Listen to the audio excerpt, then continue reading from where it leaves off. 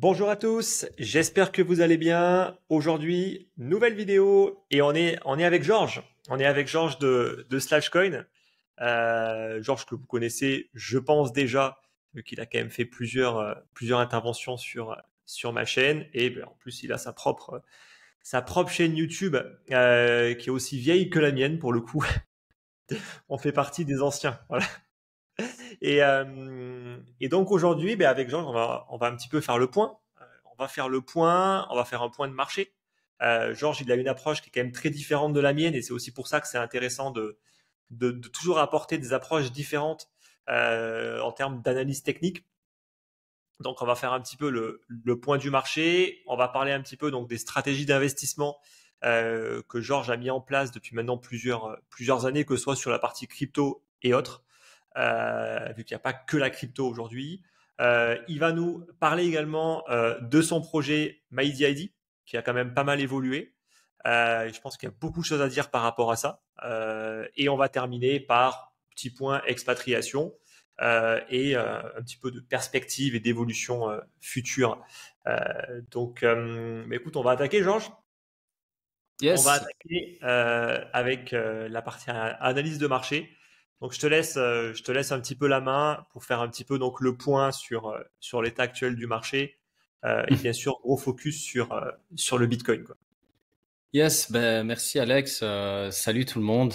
Pour ceux qui me connaissent pas, je m'appelle Georges et je suis plus connu sous le nom de Slashcon sur YouTube. Je suis Hmm. trader, investisseur et entrepreneur. Petite parenthèse, désolé, j'ai un petit souci avec ma webcam, petit souci technique, donc pas de visuel sur moi aujourd'hui. Je vais commencer avec la méthode de la veille et je vais enchaîner avec des projections. Beaucoup d'amateurs sont en train de se positionner parce qu'on est dans la joie, la bonne humeur, mais les institutions et les pros n'achètent pas la joie et la bonne humeur, mais plutôt la peur et la panique. Comme d'hab. Donc sur le premier graphique qui est très épuré et qui nous permet surtout de prendre du recul, on observe avec beaucoup de facilité des grosses confirmations haussières et la localisation du bottom avec la droite et aussi le peu de temps qu'on a passé en dessous du support. C'est là qu'on a pu avoir notre purge et qu'on a commencé à se dire tiens, c'est peut-être le bottom qui est derrière nous, sachant que ce support qui a été percé, il a été travaillé pendant 9 mois ou voire un petit peu plus. Effectivement, oui, c'est sûr que les niveaux ont toujours été plutôt bien respectés. Ça, il y a pas de doute par rapport à ça. C'est que même moi, je pensais quand même que la zone des 20K, tu vois, serait la zone de support, zone sur laquelle on a tapé deux fois. Mais bon, malheureusement, je pense que l'événement FTX n'a pas aidé. Et on a quand même fait cette petite jambe de plus, effectivement, où on a pété la zone de support. Mais effectivement, sinon les niveaux ont été quand même très très bien respectés. Et de toute façon, ouais, la cassure des 19, puis après la cassure de la zone des 31-32, clairement, c'était voilà les deux principaux signaux quoi de relance qu'il y a eu en 2023 quoi. C'est ça, on en a eu plusieurs, mais si on doit se focus sur les deux grosses confirmations, en tout cas sur ce graphique, c'est vraiment 19 et 31,5. On a eu nos deux Mhm. feux verts plus ou moins là. Sur le graphique numéro 2, peu importe l'indicateur, on va dire que les confirmations, elles ont été données quasiment sur les mêmes niveaux de prix. Un peu partout, on a eu des feux verts puisque le Bitcoin a entamé plusieurs impulsions haussières. Sur le graphique numéro 3, je vous ai illustré les différentes confirmations baissières et haussières. Comme vous pouvez le constater, Ishimoku Kimkoyo est très efficace pour vous donner des alertes et des confirmations de tendance. Car d'un côté, nous avons eu 5 confirmations baissières sur plus ou moins une année pour nous indiquer que la fête était finie. Et de l'autre, nous avons une confirmation haussière depuis janvier 2023. On va dire que ça fait un peu plus d'un an qu'on a des confirmations haussières sur le Bitcoin. Donc, c'est très clair quand on prend du recul. On n'est même pas sur du mensuel, on est sur de l'hebdo. Et là, on voit que, voilà, d'un côté, c'est rouge, on a des alertes. Et de l'autre, il faut commencer à se positionner.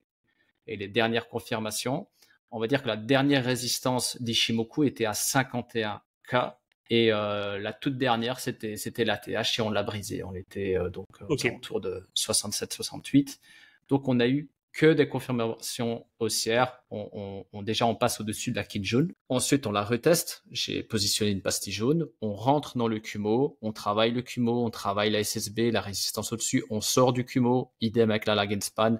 Boum, boum. On travaille. On a notamment bien travaillé les 43K. Regarde, Alex, les 43K, c'est le long plat de la SSB. Lui, pour le coup, il a été bien travaillé. On le brise, impulsion pour aller chercher l'autre résistance et boum. Ouais, c'est même l'une des dernières fois où il y a eu un petit pullback, justement, quand on avait travaillé cette zone-là, où il y avait quand même beaucoup d'espoir de venir chercher dans la zone des 37. Et en fait, on s'est arrêté à la 39 de mémoire. Effectivement, on l'attendait plus bas. Pour les utilisateurs d'Ishimoku, on l'attendait sur la SSB qui est sur ces niveaux de prix. Mais si tu regardes sur le CME, on a juste comblé le gap. Cette mèche-là, elle a servi à combler le gap et je pense que c'est ça en fait, c'était ça l'objectif à ce moment-là. Toi, au niveau justement donc de ces multiples confirmations, comment tu gères en fait concrètement? Est-ce que tu commences une exposition sur les premiers signaux acheteurs? Est-ce que tu attends 2 ou 3 confirmations avant de rentrer?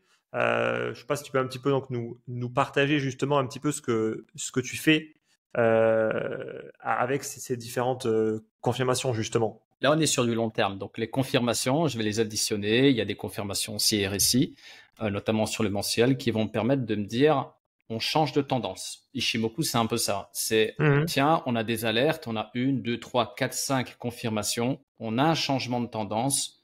Donc, en tant que trader journalier, par exemple, je vais aller chercher des achats parce que la tendance est haussière.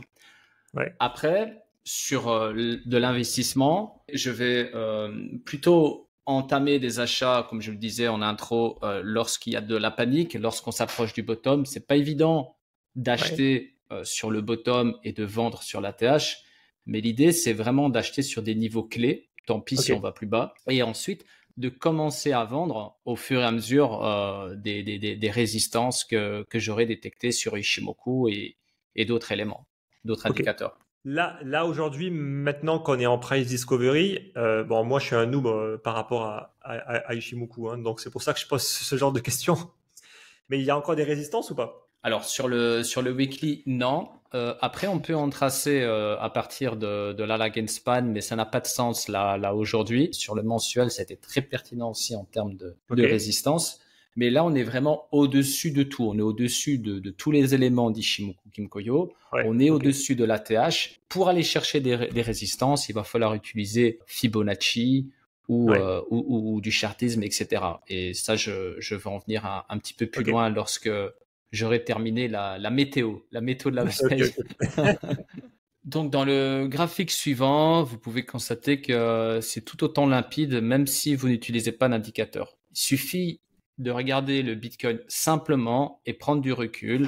Donc, sur ce graphique, on a donc la période 2018 avec un support de 6500. Il est pété, on a une purge, on confirme. On va chercher une résistance. Là, on ne le voit pas, mais c'était une belle résistance Ishimoku en weekly. On a eu le flash crash de 2020. Regardez, on clôture parfaitement sur 6390 $. C'est pas un hasard. Ensuite, confirmation haussière et on vient fermer la bougie contre l'ATH de 2017. C'est vraiment parfait. Et on retient ce niveau de prix non seulement parce que c'est l'ATH, mais aussi avec cette bougie mensuelle pour travailler ce support là on était sur 19, on va dire 20K, on l'a travaillé pendant des mois et des mois, on le perce et tout de suite après, on a une confirmation haussière, on a un retest que j'illustre avec la flèche, un retest parfait sur ce niveau. On vient toucher notre résistance de 33K qui était un support. Et ensuite, regardez, on vient fermer la bougie du mois de février complètement à la même hauteur que le précédent ATH. Ça aussi, c'est des market makers, c'est des institutionnels qui regardent ces petits détails-là. Donc, le mensuel est vraiment observé par des gros portefeuilles. Et on le voit notamment sur ce graphique. Oui, clairement. Alors tout ça c'est bien, mais quels sont les targets? Où on va se positionner pour vendre les BTC qu'on a achetés plus bas? Bon, en ce qui me concerne, j'en ai déjà vendu sur les niveaux de prix actuels et même inférieurs, puisque je me suis positionné plus bas. Mais au niveau donc des projections, on va dire que la dernière résistance Ishimoku voilà était à 51K. Et Hmm. on a dépassé la TH. Donc, qu'est-ce qu'on va utiliser? On va utiliser plusieurs méthodes. Et ici, je vais donc être très bref. On a ce canal, ou plutôt ces deux droites parallèles qui ont le mérite d'exister. Si vous Hmm. regardez de plus près, pardon, c'est assez pertinent. On est à plus ou moins 90K sur le haut du canal. Ouais. Et 90K, c'est intéressant parce que si ça continue de monter, tout le monde va attendre la barre symbolique des 100K et boum, on va surprendre tout le monde. Mais bon, voilà, c'est difficile de donner des précisions là-dessus. Ce que je peux dire, c'est que si on vient toucher le haut du canal, on pourrait éventuellement avoir un essoufflement, mais je ne pense pas que ce sera la cible finale. Non, après, il faut En- se rattacher aussi. En fait, on a beaucoup moins de points de repère vu qu'il n'y a plus d'historique de travail sur ces niveaux de prix. Donc, c'est aussi plus compliqué. Mais en tout cas, cette zone a du sens. En tout cas, on va dire entre les 90 k 95, 100 000 dollars. C'est quand même une zone qui a du sens, en tout cas. Parce que même moi, avec des indicateurs complètement différents, même parfois plus des indicateurs de type on-chain, et notamment, il y en a un que j'ai partagé dans ma dernière lettre que j'ai envoyée. Le premier niveau de résistance, tu vois, il est à 95. Donc, bon, ok, après, tu vois, c'est toujours pareil, hein. On revient souvent toujours au même niveau, quoi. ça se rejoint effectivement. On a beau utiliser des indicateurs différents, on se retrouve quelque part, hein. Ouais. Et ma dernière cible, donc dernier graphique que je vous partage, donc Alex, c'est celui avec les cercles de Ouais. Fibonacci que j'ai déjà présenté à plusieurs reprises sur ma chaîne YouTube et notamment sur Twitter. C'est pas forcément pour ce cycle qu'on peut toucher cette target, mais si c'est pas sur ce cycle, ce sera sur le prochain. Donc, si vous regardez bien, le haut de chaque cercle a systématiquement marqué la fin d'un cycle et nous avons pu anticiper cela des années à l'avance. C'est vraiment chirurgical. Honnêtement, si vous prenez un peu le temps de faire l'exercice à la maison, même sur d'autres actifs comme le gold, etc., les cercles sont basés sur le nombre d'or et c'est très pertinent dans le trading. Là, en fait, t'as tracé le cercle. Je suppose que là, le but, c'est le cercle qui est au milieu, celui qui donne une cible dans la zone des 200 000. Euh, Là, si je comprends bien, tu l'as tracé sur la baisse qu'il y a eu en 2018, c'est ça? Yes, c'est ça. Alors, en fait, l'idée, c'est de prendre l'ATH jusqu'au bottom. Tu traces un cercle Ok. sur le niveau 3.618. J'ai tracé donc effectivement l'ATH de 2017 au bottom décembre 2018, si je me trompe, et Mhm. on a ce prix-là. Ok. Malheureusement, on n'a pas atteint cette target comme dans les cycles précédents, parce que dans les cycles précédents, en fait, sur cette base-là, on a pu obtenir des prix. Donc le premier, c'était 1166 euros, on l'a eu. Ensuite, 16 500. Ok. Bon, on est monté à 20K, mais on va dire que c'est pas mal quand même, hein. Ouais, 16 oui, c'est sûr. 500, c'était good. Et je me suis dit, tiens, on a eu un bull run en deux vagues et je tracerais bien un cercle intermédiaire pour voir un peu ce Ok. qu'il me donne comme prix. Et lui, il m'a donné la TH, le Ok. précédent TH. Il m'a donné vraiment ce niveau de prix. Donc, je garde toujours un visuel sur Ouais. ce cercle, sur l'avant-dernier, sachant que j'ai vu pas mal d'analystes donner cette target 200, 220K avec d'autres indicateurs. Ok. Donc, pour reprendre ce qu'on disait Donc ça concorde. avant, ouais.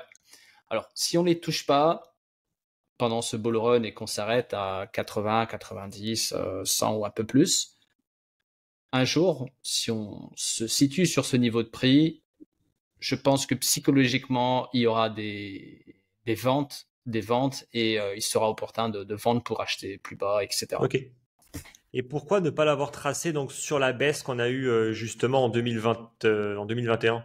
Alors, je l'ai fait. J'ai pas encore partagé cette donnée publiquement. Ok. Parce que j'ai été curieux hein, quand j'ai réalisé Oui, j'ai avec aussi. certitude que c'était le bottom. Je me suis dit, allez, c'est parti, je reprends l'ATH et le bottom. Qu'est-ce que ça me donne? Mais là, on est dans les 400-450K. Ah oui, d'accord, ok. Ouais, ok. Donc, c'est assez excessif. Je pense que Ouais. si on touche les 200, c'est Déjà, on sera pas déjà, mal. c'est euphorique. Voilà, 200K, c'est très, très euphorique si on prend en compte la masse monétaire. Pourquoi pas, pour un autre cycle, atteindre des prix pareils. Et plus, on l'espère tous, je pense, au fond. Ouais, bon. De toute façon, en soi, de toute façon, comme la plupart de tous les indicateurs, il y a une notion qu'on maîtrise pas, c'est le temps. Tu vois, donc pour le coup, ça dérobe pas à la règle, hein. C'est sûr que ça reste une target possible, et c'est vrai que dans un futur proche, 400 000 dollars, bon, on serait pas contre, hein, mais en l'occurrence, je pense qu'il faut être capable d'être un peu rationnel aussi, et de pas tomber dans les délires haussiers. Tu vois, et ça, je pense que c'est avec aussi notre expérience maintenant depuis le temps, où on a quand même appris. Il suffit juste de se rappeler déjà en 2020, je ne sais pas si tu te rappelles déjà les targets qu'on n'arrêtait pas en fait d'entendre, mais qu'on n'a jamais atteint. C'est ça. Donc, Et le je pense piège va que dans les deux sens. Le piège va dans les deux sens. Quand on ouais, descend très bas, ici en l'occurrence, donc c'était 14-15 000 dollars, il y a toujours des personnes qui vont dire non, mais tu vas voir, c'est 10K ou c'est 5K ou c'est 2K. Et idem à la hausse. En fait, l'idée, c'est d'être piégé, c'est ouais, de piéger tout le monde. ouais, Et idem avec la hausse. Ça va pas continuer de monter. Donc ouais, bien là, sûr. tout est vert. On est habitué depuis un an à voir du vert. Bah, à un moment donné, on va avoir du moins 50% et plus, et puis ça sera terminé. Ouais, psychologiquement, c'est toujours pareil. C'est vrai qu'à 16K, on n'arrêtait pas d'entendre à chaque fois qu'on allait chercher les 12 000, puis les 8 000. Je pense qu'il faut pas oublier, vraiment, c'est toutes ces personnes qui ont pu partager comme ça des analyses toujours plus baissières les unes que les autres. Euh, et c'est pareil à la hausse. Et encore une fois, il y en a beaucoup qui vont s'engouffrer là-dedans, qui vont se convaincre que cette fois-ci, ils ont raison, que cette fois-ci, non, c'est bon, c'est le super cycle grâce à BlackRock. Donc, on va aller chercher les 400 000, voire peut-être parfois même beaucoup plus haut, on va dire en termes de prédiction. Et ils vont se retrouver encore piégés à être beaucoup trop haussiers dans une phase en fait où il faut commencer à vendre. Et c'est exactement ce que tu fais. Ce qui, dans la théorie, semble toujours très simple de dire j'achète quand ça baisse, j'achète sur les excès, puis après je vends quand ça monte. Mais aujourd'hui, qui vend? C'est Tu ça, vois? c'est plutôt Franchement, des qui vend? achats. En fait, quand tu parles de vente aux gens, ils sont là en train de te dire mais je comprends pas en fait pourquoi tu vends vu que ça monte encore.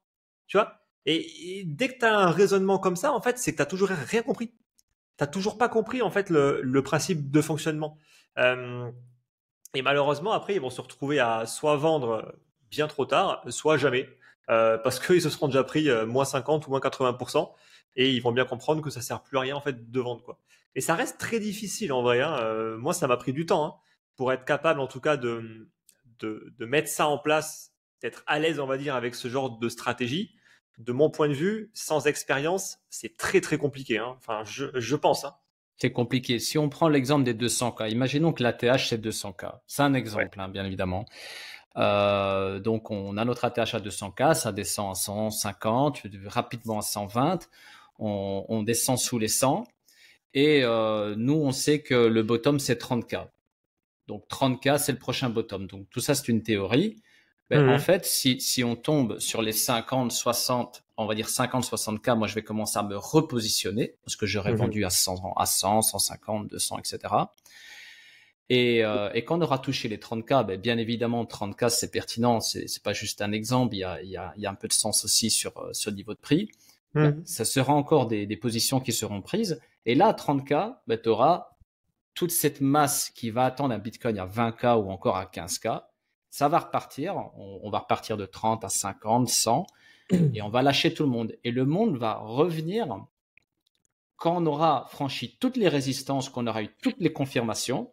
Donc, ils vont faire sur du court terme des bénéfices, mais Ouais, aujourd'hui, acheter un Bitcoin à 70K, ouais, ok, très bien, il monte à 100K, super, tu as fait de l'argent. Mais merde, il était à 15K il y a un an, hein. ouais, ouais, tu fais C'est 30%, hein. dommage. Tu fais 30% avec une prise de risque quand même qui est assez élevée. ce qui est pas ouf, tu vois, en l'occurrence. Mais justement, ça rejoint non, un tweet que tu m'avais partagé, non? Ce que tu dis là. Oui, voilà, c'est le fameux comptoir où tu peux acheter du Bitcoin d'une part à CSK et de l'autre à 100K. Et Ah tu as ouais. toute cette foule de personnes qui veut acheter du Bitcoin à 100K et tu as une personne, Alex, Alex qui a acheté cette Bitcoin à CSK et d'autres. Mais ça, c'est vraiment une vision, enfin, c'est une image très psychologique. Donc, c'est un point intéressant. Et il y avait personne qui chillait le Bitcoin, personne n'achetait à ce moment-là. Mais en douce, dans le silence, il y avait des Mhm. pros, des institutions, etc. Et maintenant, aujourd'hui, ce que tu vois, c'est toute la chair à canon Ah bah oui. qui, Encore une fois, de toute façon, les choses ne changeront pas, en l'occurrence. Et c'est certain qu'à 100 000, voilà, tu vas commencer à entendre beaucoup de personnes te reparler du Bitcoin. Et c'est fou parce que en vrai, je pense que les gens s'en rendent même pas compte en fait. Je pense que parce que maintenant les choses quand même commencent à se répéter, tu vois. On pourrait leur dire bon la première fois ils savaient pas, tu vois. Mais ce qui est fascinant c'est que ça se répète. C'est comme si les gens ils avaient une mémoire hyper sélective, qu'ils oubliaient en fait les conneries qu'ils ont pu faire il y a quelques années et ils recommencent. Et c'est là où tu vois quand même ça c'est vraiment la force de la psychologie humaine en fait où tu te rends même pas compte de ce que tu es en train de faire et t'es même pas capable de te rappeler de ce que ça t'avait poussé à faire déjà par le passé, tu vois, et tu recommences quoi. Et ça c'était vraiment, enfin même moi, tu vois, à un moment je me dis parce que nous on apprend, tu vois, et on se dit mais ils vont quand même pas se refaire avoir. Ben, en fait, si. En fait, si, si. Ils se refont tout le temps avoir. C'est fascinant, vraiment. il faut de la remise en question, il faut gérer ses émotions, il faut se poser les bonnes questions, il faut étudier, il faut être curieux, il faut Ouais, clairement. s'intéresser à tout. Et s'il n'y a pas de remise en question et qu'au contraire il y a de l'orgueil, oui, l'erreur, ils vont la répéter en fait Mais je pense qu'il y des dizaines de a, fois. il y a aussi un gros problème de mon point de vue, c'est qu'en fait, les gens, aujourd'hui, beaucoup de personnes, ne se donnent pas les moyens pour être bons. Tu vois. Ils veulent toujours faire des choses à moitié. C'est on veut investir, bon, on veut pas se former, certainement pas. On va pas passer des mois à essayer de se former, à monter en expérience. Non, en fait, on veut juste investir et on se prend pas la tête, tu vois. Et je pense que beaucoup de gens font ça surtout aujourd'hui. Hein. Ils se renseignent sur rien. Et quand tu vois aujourd'hui ce manque de compétences en termes d'éducation financière, moi je trouve ça fascinant parce que les gens passent leur temps à travailler pour gagner de l'argent et ils sont même pas capables de prendre 30 minutes par jour, 15 minutes par jour pour essayer de se former, pour se dire, tiens, cet argent que j'ai mis tant de temps à gagner, est-ce que je pourrais pas essayer un petit peu de me former, tu vois, pour essayer d'apprendre justement à bien m'en servir. Et Ah même ben pas, non, tu vois. parce que c'est plus facile de regarder YouTube et de suivre les différents conseils qui sont publiés. Ouais, C'est c'est plus fascinant. facile pour ces gens-là. Et après, s'il y a une perte partielle du capital ou totale, mais c'est pas de ma faute. On vient C'est de la pleurer. faute. Voilà, c'est pas de ma faute. Et c'est là tout le problème, parce que tant que ce sera de la faute des autres, il y aura pas d'évolution. Il y Exact. aura pas d'évolution sur le plan personnel.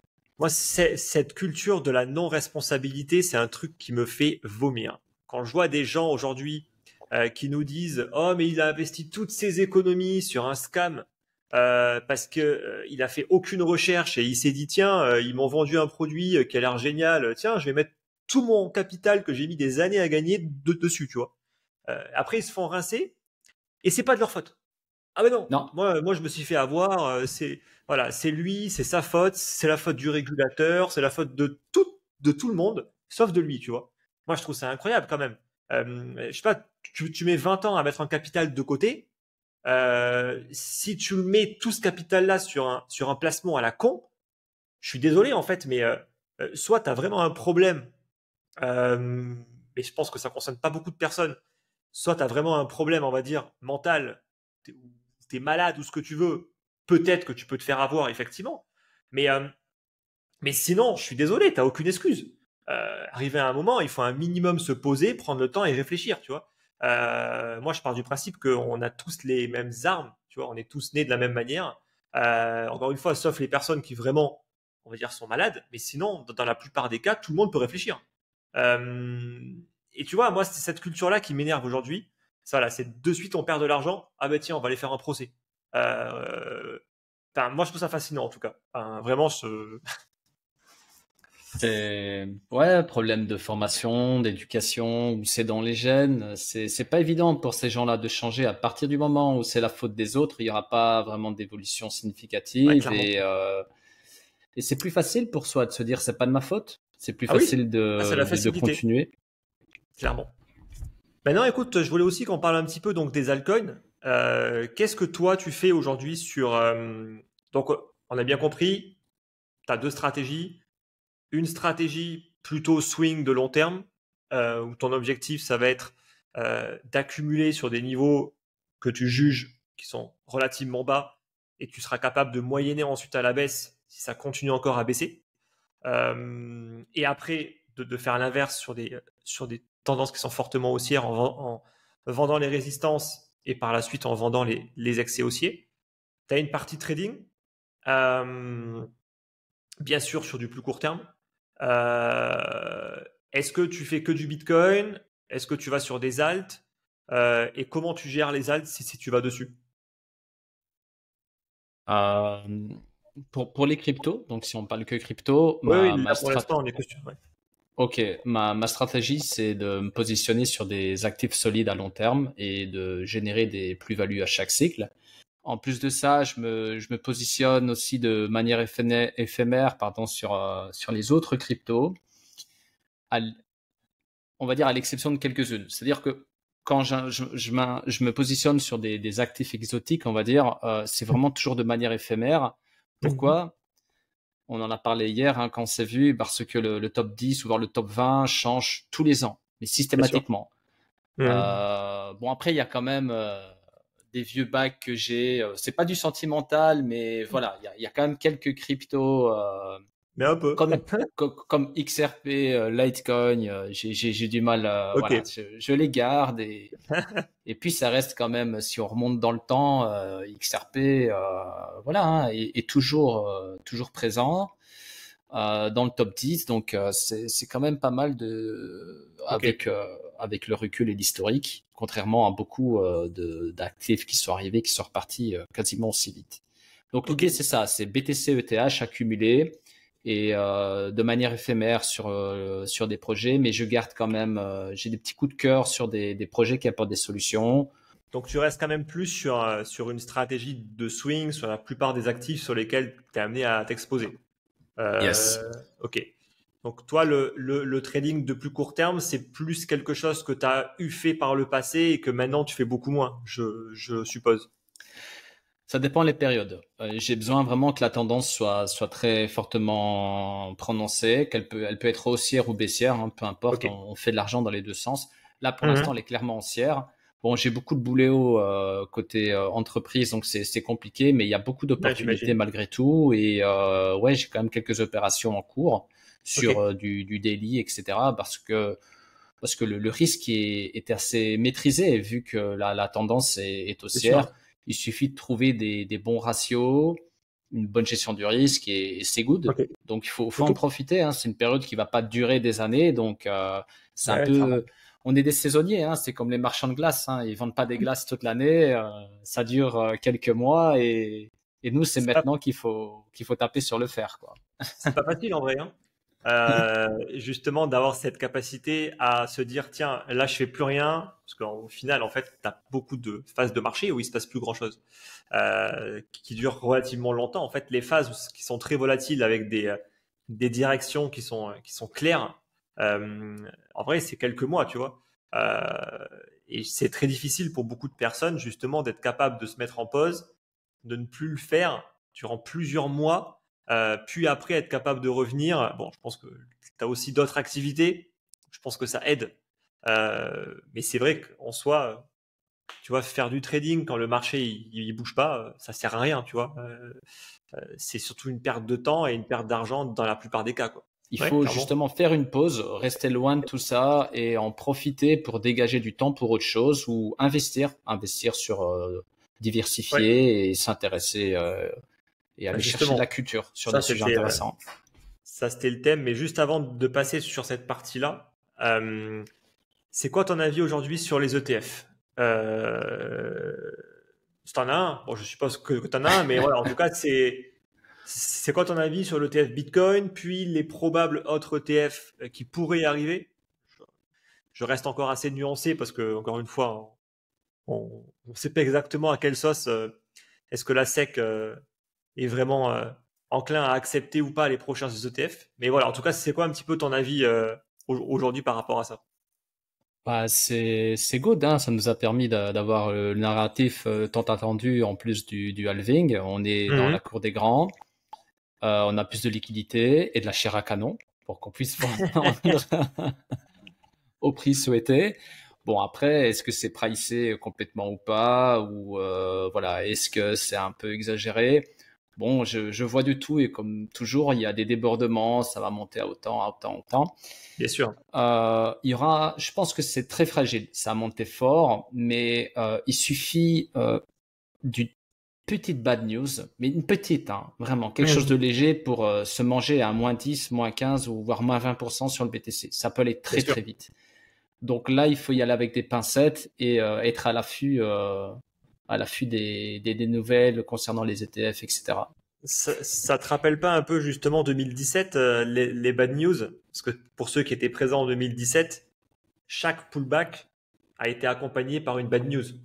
Je sais pas si tu te rappelles entre les news qui venaient de Chine où on n'y comprenait rien, ils ont banni le minage, puis après ils ont banni les plateformes d'échange, mais en fait je comprends pas parce qu'ils sont encore en train de trader sur le Bitcoin. Enfin, tu vois, à chaque fois, moi je me rappelle, tu vois, que c'était à chaque fois tu avais une bad news, moins 30, boum, et ça repart. C'est ça. Je me souviens qu'à l'époque, l'ATH qui tournait sur les réseaux, c'était 5K. Donc, on était parti de 1200 C'est vrai, dollars et il y en avait plusieurs. C'était 5K, ça va être l'ATH. Quand on c'est a vrai. dépassé les 5K, bah, ça a été une euphorie totale. On est monté à 7-8K et là, c'est la Chine qui a interdit les ICO ou je ne sais plus trop quoi. Et il y a eu Ouais, une bon, ils ont chute pas. de moins 50%. On est retombé à 3,5. Donc là, pour beaucoup, c'était le bear market et c'est reparti. On est monté à 20K. Comme quoi.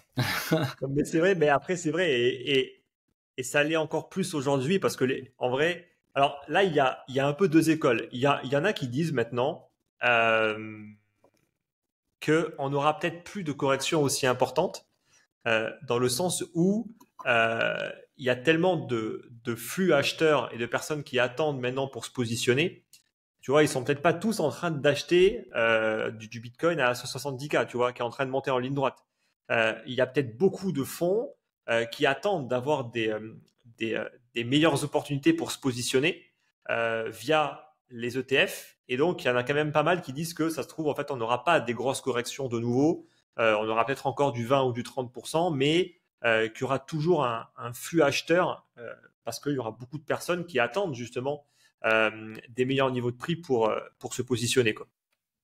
C'est sûr que si je me base en tout cas sur les derniers petits retracements du Bitcoin, on sent vraiment qu'il y a beaucoup d'acheteurs. On n'a pas le Ouais, temps d'aller chercher moins 3, moins 5%. Ça réagit très très vite. Donc pour l'instant, tout porte à croire que ça peut avoir du sens de penser comme ça. Mais si les fondamentaux interviennent et de manière négative, là, voilà, on pourrait enfoncer le clou, peut-être pas à moins psychologie va très 50, vite. mais ouais. Ouais, psychologiquement, ça va très vite s'inverser. Tu passes de l'optimisme à l'extrême au pessimisme en quelques heures. Et ça ne changera pas. Tu vois. De Hmm. mon point de vue, en tout cas, ça ne changera pas. On a vu à quel point est-ce que les gens ne changent pas. Euh, donc maintenant, est-ce que l'impact de tous ces fonds qui se positionnent va se ressentir ou pas? Moi, pour l'instant, je reste en tout cas perso, enfin, je reste un petit peu sceptique. Je sais pas ce que tu en penses, mais pour l'instant, moi, j'attends quand même de voir ce qui va se passer, quoi. Ouais, il faut observer parce que même si on peut se baser sur les cycles précédents pour avoir une idée, tout ça, le Bitcoin aime bien innover hein, sur le graphique. On peut s'attendre à d'autres comportements par rapport au passé et comme tu l'as dit, je pense que ce qu'il y a de plus sage, c'est d'observer pour voir un petit peu ce qui va se passer par la suite et faire des conclusions un peu plus Ouais. tard et pas trop hâtives. Donc justement, ce que tu nous disais, c'est que dans les phases où il n'y a rien à faire, ben, la meilleure des choses à faire, c'est justement de continuer à se former. euh, Parce que l'objectif en soi, c'est quand même de se construire un patrimoine, d'être correctement diversifié. Donc maintenant, si on parle un petit peu plus des stratégies d'investissement, euh, si on parle des stratégies d'investissement, qu'est-ce que toi aujourd'hui, déjà en fait, sur quoi tu t'es formé, sur quoi tu es monté en compétence et qu'est-ce que tu as mis en place par rapport à ça? Ce qui m'a permis d'avoir une idée bien claire, c'est le fameux livre que tu as partagé à plusieurs reprises, Père riche, Père pauvre. Hmm. Il m'a permis d'avoir des bases et de me dire, ah tiens, effectivement, je voyais pas les choses comme ça. Et on m'a pas appris ça à l'école. Et du coup, j'ai creusé et j'ai commencé à personnaliser tout ça. Parce qu'on est tous différents et on a tous une méthodologie différente.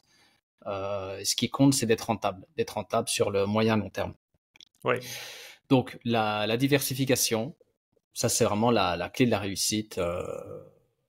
Ensuite, il faut être curieux, il faut étudier les nouveautés. Il faut penser long terme. Ça, c'est ce qu'il y a de plus dur pour les amateurs. Ils veulent Ouais. gagner tout de suite de l'argent. Il y a du x10, du x100, des fois en quelques mois dans le marché des cryptos. Les plus gros portefeuilles de ce monde, ils vont se contenter de 5% annuel. 5% annuel, Ça ouais, dépend, mais ouais. ouais, mais quand tu as des centaines de millions et que tu génères 5% annuel, ça fait beaucoup d'argent. Après, tout est relatif, mais les petits portefeuilles, 5% annuel, ça va juste payer les fruits et les légumes pour une semaine, Ouais. quoi.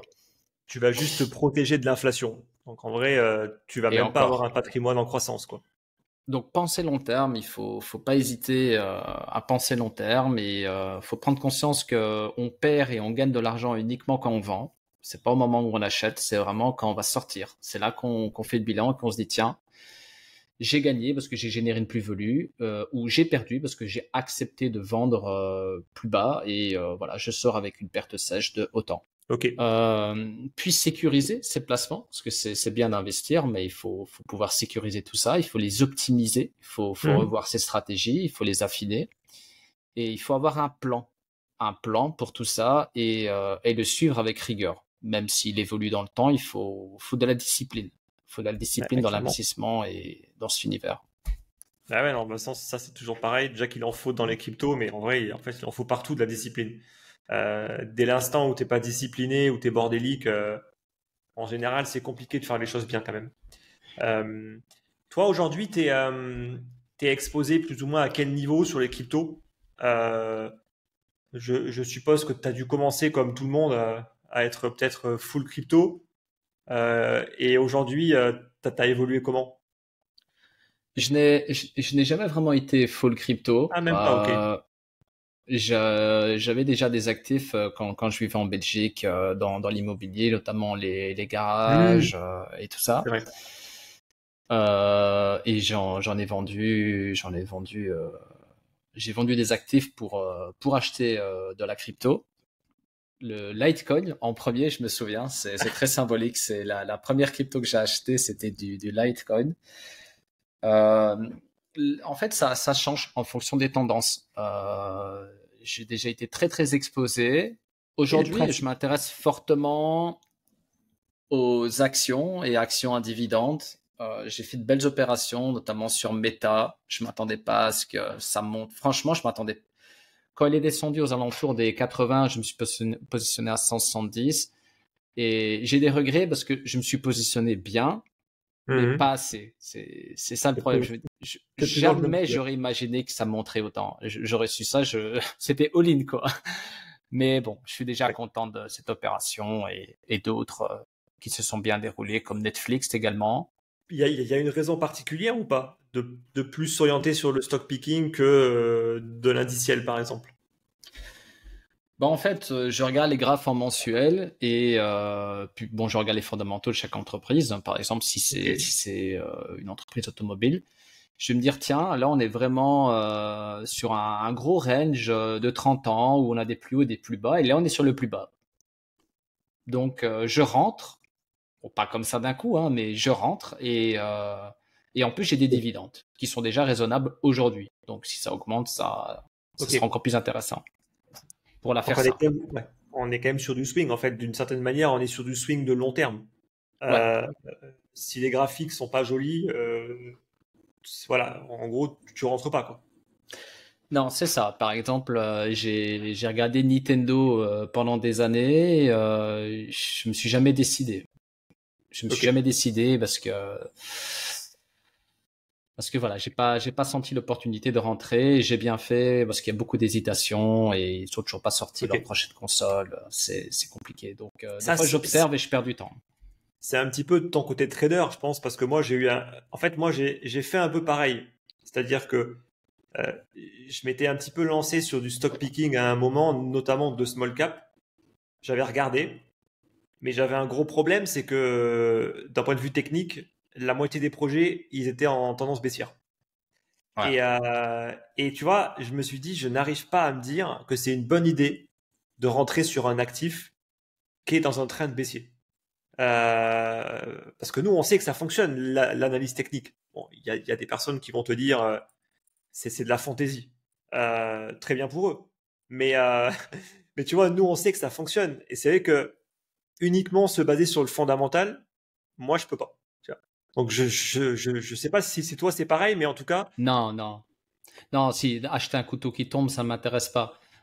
Il doit y avoir comment dire, de la volatilité. Si ça fait que monter, si c'est un escalier, voilà, qui descend, ça ne m'intéresse pas. Je vais pas me positionner, même s'il y a des dividendes Mhm. exceptionnels, je vais pas me positionner parce que sur du long terme, ça ne fait que descendre Ok, et c'est pas intéressant. Par contre, ok, dans l'exemple du grand range sur 30 ans où on vient toucher un niveau de prix, on a un niveau de prix haut et bas et qu'on est sur le bas ouais, et que derrière, bah, ça vend, ça vend, ça vend et que l'entreprise a de la croissance. Oui, là, ça m'intéresse et d'autant plus, c'est des dividendes. ok, ok, ok, intéressant. Et tu as aussi un petit peu, donc, tu as aussi un peu d'immobilier. Ouais. Euh, et c'est à peu près tout. Tu as, d'autres types d'actifs ou pour l'instant, voilà, on est sur de la bourse, IMO et forcément crypto, quoi. Yes, j'ai aussi bah, une collection de jeux vidéo. Hein, j'en avais parlé, Oui. souviens-toi, il y a un petit moment. Bon, c'est une vieille collection et pour l'instant, elle est plus à l'abandon. Il y avait vraiment une période où je cherchais de nouveaux jeux, etc. J'étais à fond dedans. Aujourd'hui, je suis plus à jour. Je ne serais même plus capable de dire combien vaut ce jeu-là dans cet état-là, etc. Ok, Mais elle est là. C'est un patrimoine qui pour lequel j'ai une passion et j'ai prévu de rechecker tout ça l'année prochaine, de ok. laisser Ouais, mûrir là, tout c'est ça. Ouais. la petite partie plaisir, hein, Yes, yes. qu'il faut absolument faire. En tout cas, quand tu commences à avoir les moyens, il faut qu'il y ait aussi une partie de plaisir dans l'investissement. Je pense que c'est important. Ok. Donc très intéressant. Maintenant, on va parler un petit peu plus donc de l'aspect entrepreneurial parce que mine de rien, euh, aujourd'hui, je pense que ça représente beaucoup en termes de temps la partie entrepreneuriale, notamment avec ta société qui s'appelle MyDID. Alors que tu avais déjà présenté, mais je pense que voilà, ce serait pas mal un petit peu aujourd'hui de nous parler un petit peu de ton projet et notamment les changements, parce qu'il y a eu quand même pas mal de choses qui justement sont en train de changer, notamment sur cette année. Donc je pense que c'est peut-être aussi l'occasion pour toi de faire un petit peu le point et les mises à jour sur ce qui se passe, quoi. Yes, ben merci hein, de me permettre d'en parler un petit peu. Je vais faire simple. C'est un projet franco-suisse qui propose des solutions pour gérer des identités numériques. Lorsque je parle d'identité, je ne pense pas forcément au passeport et autres documents officiels.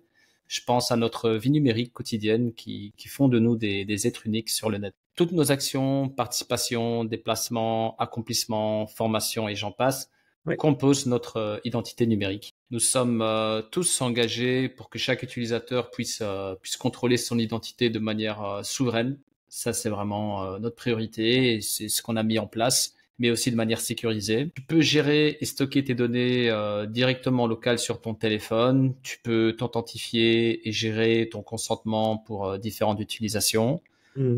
En plus de l'application, et c'est ça que nous avons publié récemment dans la mise à jour, nous avons développé le Community Studio qui te permet de fédérer une communauté et d'interagir avec elle. Tu peux délivrer des attestations sous forme de badge pour reconnaître les compétences ou les contributions des membres de ta communauté.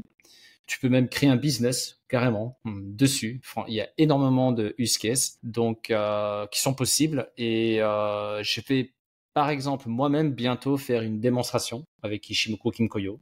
Donc ça n'a rien à voir, les deux sujets sont différents, mais c'est pour montrer que tout est possible sur l'application. Ce sera pas dans le but de faire de l'argent, ça sera gratuit, ça sera juste pour expliquer un peu ce qu'on peut faire. Voilà, que Pour ce soit avec montrer vraiment Ishimoku. un cas d'usage concret de ce qu'on peut faire aujourd'hui avec ton application. Il y a une documentation qui permet de comprendre comment tout cet écosystème fonctionne. Mais la documentation, voilà, il y a très peu de personnes qui vont la lire, donc il faut être pédagogue, il faut faire des démonstrations. Quand je t'en ai parlé la fois passée, j'ai essayé de trouver un cas d'utilisation qui se rapproche un peu de ce que tu fais et c'est le but, c'est d'à chaque fois mettre en avant nos outils et de créer un besoin. Ok. Qu'est-ce que c'est un petit peu donc les challenges aujourd'hui d'avoir une donc l'entreprise comme tu dis donc elle est basée elle est principalement basée en France si je me trompe pas au niveau des équipes t'as des bureaux en France non? Yes, on a un bureau à Aix en Provence. Donc c'est quoi un petit peu les challenges parce que toi justement t'es pas là-bas. T'es pas là-bas, alors il n'y a pas un gros décalage horaire, mais voilà, c'est quoi un petit peu aujourd'hui tes challenges de piloter une entreprise dans le Web 3 avec une équipe qui justement est à distance. On nous parle souvent de télétravail, on nous vend ça un petit peu comme l'avenir de tout faire depuis chez soi, etc. C'est quoi toi aujourd'hui un petit peu ton ressenti par rapport à tout ça et les challenges qui sont accompagnés? Comme tu l'as dit, le décalage horaire, il est pas terrible. En ce moment, on a 3 heures et on va passer à 2 heures parce que la France va changer d'heure Ouais. bientôt. Donc 2 heures, c'est très correct. Ouais. Et c'est un décalage même intéressant parce que ça nous permet d'avoir de l'avance et de préparer pas mal de choses pour ensuite, donc les différents pôles. Au début, voilà, j'ai fondé le projet, je voulais le diriger, je voulais vraiment le diriger de bout en bout et aller jusqu'au bout. Et après, je me suis dit que même en restant en Belgique, avec la distance, comme toute l'équipe est dans le sud de la France, c'était compliqué. Il fallait impérativement un dirigeant pour l'opérationnel et c'est ce que j'ai fait. Donc aujourd'hui, c'est Frédéric Martin qui dirige toute l'équipe et il est top. Il est vraiment top, top, top. C'est un grand passionné de cet univers. Il suffit d'écouter parler et on plonge dedans et c'est très, très agréable de discuter avec lui au quotidien. Donc l'équipe, elle travaille essentiellement en présentiel et de mon côté, je dois quand même effectuer des déplacements pour certains sujets et j'ai des réunions régulières avec les dirigeants de l'équipe, on va dire quasiment tous les jours. En ce moment, on est très actifs, on est très proches et ça, il fallait vraiment passer par là, se dire bon, j'ai fondé le projet, il est top, j'ai fédéré une équipe, mais le diriger depuis la Belgique ou depuis l'île Maurice, c'est compliqué. Il faut que je m'expatrie dans le sud de la France si je veux faire les choses bien. Donc, mais Frédéric, dans tous les cas, est bien meilleur que moi déjà sur ce sujet-là. Il faut le dire, fonder un projet, c'est pas non plus après pour être sur tous les différents pôles dans l'opérationnel. Il faut réunir des personnes compétentes et Fred est vraiment la personne qu'il fallait. C'est lui. Je pense que depuis le début, c'est lui le cerveau du projet, en tout cas sur l'aspect technique et maintenant opérationnel. Je pense que de toute façon, c'est tout à ton honneur aussi de réussir à lâcher prise. Je pense que ce qui n'est pas forcément facile quand tu crées quelque chose, à accepter que tu peux pas avoir le contrôle sur tout et comprendre qu'au final, se reposer sur l'expertise d'autres personnes, à mon avis, c'est quand même hyper important, je pense. Euh, Encore une fois, je pense que personne n'est expert de tout et peut tout maîtriser, surtout dans ce type d'entreprise où il y a quand même un besoin, à mon avis, de compétences dans pas mal de domaines. Encore une fois, voilà, on peut pas tout faire, quoi. Mhm. Et il faut pas juste un bon chef, il faut toute une bonne équipe. J'ai Imad Ouais, qui est un geek incroyable. Gilles qui est vraiment au top du top et qui aide beaucoup Frédéric. Puis j'ai les développeurs, hein, les développeurs qui ont appris énormément de choses en peu de temps. Franchement, c'est top. On moi a aujourd'hui, Maxence aussi en ethical hacker qui est très pro sur ce sujet-là. Pamiou qui gère bien la communauté. Puis je suis vraiment content de tout le monde et de l'équipe qui est en ouais. place aujourd'hui. En vrai, je C'est pense que c'est hyper important. Effectivement, une équipe qui est fédérée, soudée, euh, et je pense que beaucoup sont là depuis déjà un petit moment, tu vois. Euh, donc, à mon avis, effectivement, je pense que c'est assez important. Sans s'enflammer aussi, je pense que tu n'as pas non plus été en délire, en mode on va embaucher à tour de bras, comme font peut-être beaucoup de startups, parce qu'ils ont levé des fonds, ils ont plein d'argent, et voilà, on embauche, on se dit il nous faut de la croissance, il faut qu'on fasse plein de choses. Et moi, j'ai pas l'impression justement que tu sois parti dans cette direction. Non, Euh, pas du tout. Il y a beaucoup de projets qui ont vécu à peine une année et nous, depuis 2020, on développe. Donc, ça fait déjà quand même 4 ans qu'on a commencé la levée. Elle a été terminée en 2021 et on a toujours une bonne visibilité. Et bon, après, on a pris quelques cul-de-sac, hein, comme dans toutes les entreprises. Hein. Normal. On s'est retrouvé à perdre du temps sur certains sujets. Ça fait partie du game. Mais aujourd'hui, il y a vraiment une bonne synergie.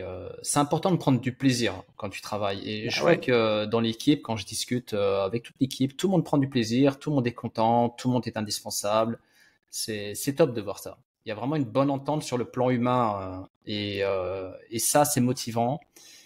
Parce que quand tu es loin comme ça de ton équipe, tu as besoin d'être rassuré, tu as besoin de te dire que tout va bien, qu'il y a pas de problème et que tout le monde est content et que tout le monde bosse dans un milieu serein et calme.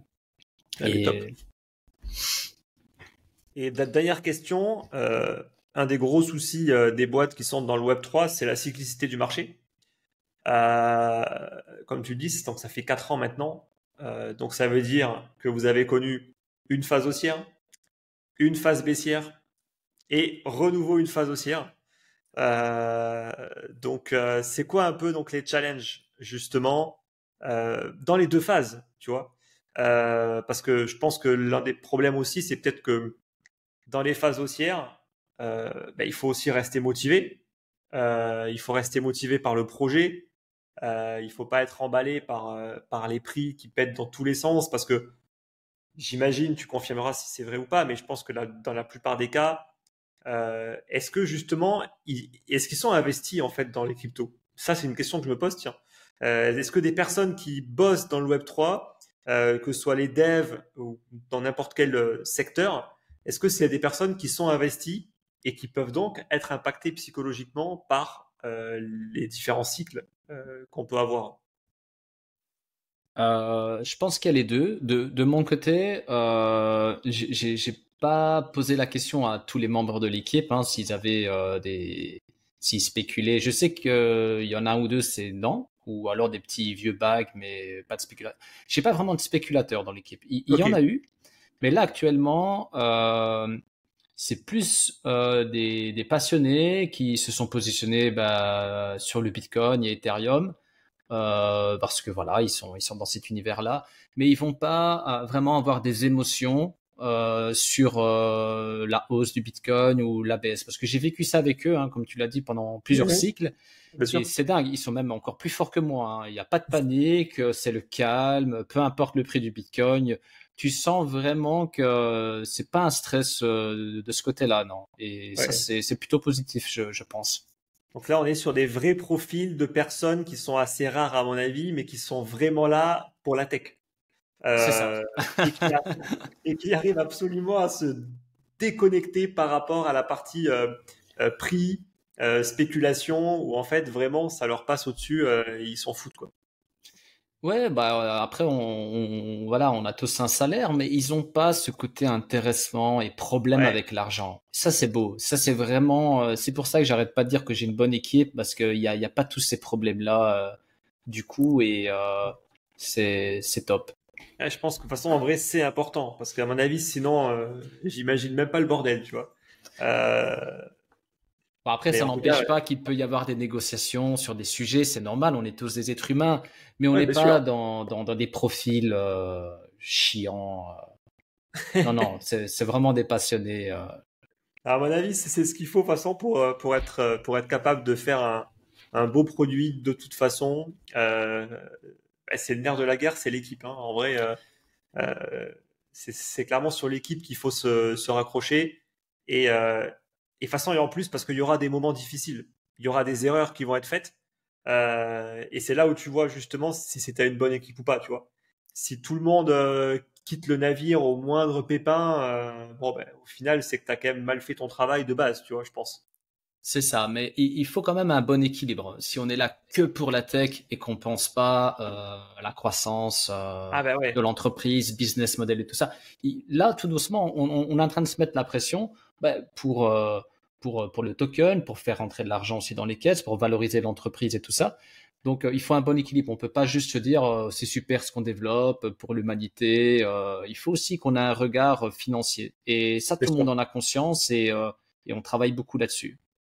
Ouais, parce que combien de startups aujourd'hui n'ont aucune vision ou ont aucun business model parce qu'ils ne font que vivre de levée de fonds sur levée de fonds et part du principe qu'il n'y a que la croissance qui compte et le chiffre d'affaires et encore plus les bénéfices, bon, ce sera pour plus tard, tu vois. Et ça, je pense qu'à mon avis, c'est un piège. Euh, Yes. enfin, en tout cas, voilà, c'est mon avis après, mais à mon avis, c'est un piège. Euh, Ok, ben top. Écoute, on va terminer. On va parler. Mais donc justement, ouais. Donc toi, t'es toujours sur Maurice pour le coup. Donc toujours expatrié à Maurice depuis maintenant un petit moment. Je sais même plus si ça fait combien de temps maintenant. Euh, Si Ça tu va comptes. faire sur une main, ça va faire 3 ans. Ouais. Ok, ok. Euh, Non, Au ça va pas final, faire 3 ans, ça fait 2 ans et quelques mois. Non, oui, je me corrige. donc au final, c'est quoi aujourd'hui ton retour sur ton expatriation? Voilà, c'est quoi un petit peu en gros ton retour? Est-ce que tu as été capable de te construire, on va dire, une vie pour toi, pour ta famille, avec laquelle tu es parfaitement à l'aise. Voilà, c'est quoi, c'est quoi un petit peu aujourd'hui donc ton feedback par rapport à tout ça? Yes, bah il fait bon vivre hein, ici à l'île Maurice. Hein. Le cadre de vie est sympa et c'est top parce que ça permet de prendre du recul et d'avoir de l'idée. Les gens ne se prennent pas la tête et on est loin du bruit. C'est vrai que surtout ici, ouais, le bruit, on n'est pas du tout. Enfin, tu vois, j'imagine même pas ce qui se passe aujourd'hui en Europe et tout. À mon avis, ici, tu vois, personne nous parle de guerre, personne nous parle, en fait, de tout ce qui se passe grosso modo dans le monde, parce que en fait, ici, on est perdu. On est perdu au milieu de l'océan Indien et j'ai envie de te dire, dans un certain sens, c'est pas franchement plus mal, quoi. Parce que trop de bruit, ça sert à rien. C'est même plutôt néfaste. C'est même très néfaste à mon avis sur les gens, leur comportement et toutes les discussions qui peut y avoir, quoi. Donc c'est vrai que ça, c'est franchement hyper appréciable, quoi. La mentalité, c'est très important. En Belgique, quand j'avais des idées, même à tes meilleurs amis, aux gens très proches, tu vas leur dire, voilà, j'ai envie de faire ça, ça, ça. Non, mais t'es fou, c'est trop risqué, faut pas faire ça. Et pourquoi tu veux Mhm. faire ça? Ici, tu vas partager ton idée. Ah ouais, ah top. Et moi, je voudrais bien t'aider pour ça et ça. Et on crée une boîte là. Enfin, c'est tout de suite, tu pars dans un délire. Donc du coup, on peut voir ça comme un coup de catalyseur, hein, l'île Maurice. Et Ouais, puis il fait bon clairement. vivre, le cadre est sympa, il fait bon toute l'année. Ça aide. Franchement, ça aide. J'ai vécu en Belgique toute une vie, le ciel gris, opaque et interminable, même des fois pendant les phases d'été, ça te tape sur le moral, quoi. Hein. Ouais, c'est vrai. C'est important aussi de.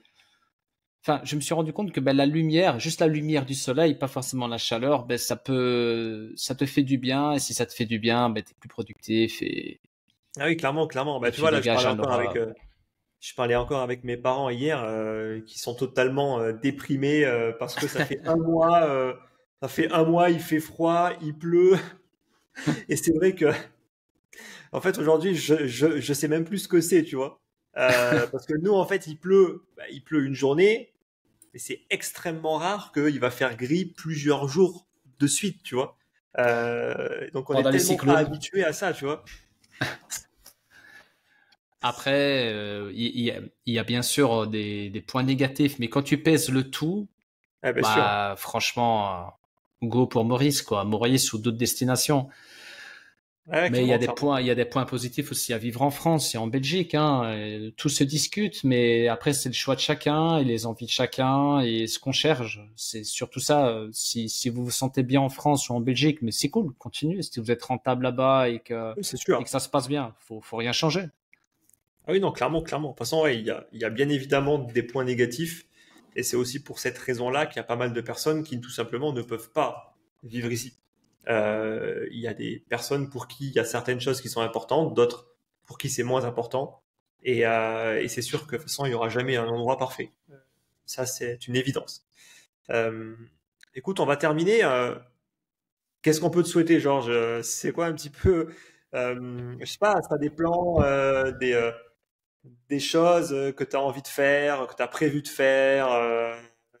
Voilà. Je sais pas, en tout cas, c'est quoi un petit peu tes perspectives futures, que ce soit sur les cryptos, euh, même sur d'autres types d'investissements. Je sais pas, en tout cas, voilà, ce sera peut-être le mot de la fin. Yes, yes, on va dire que, enfin bon, ce n'est que ma vision, hein. Moi, j'ai la conviction mais après, chacun a sa vision. Le marché des crypto-monnaies, va continuer d'évoluer, mais dans un cadre de plus en plus strict, de plus en plus réglementé.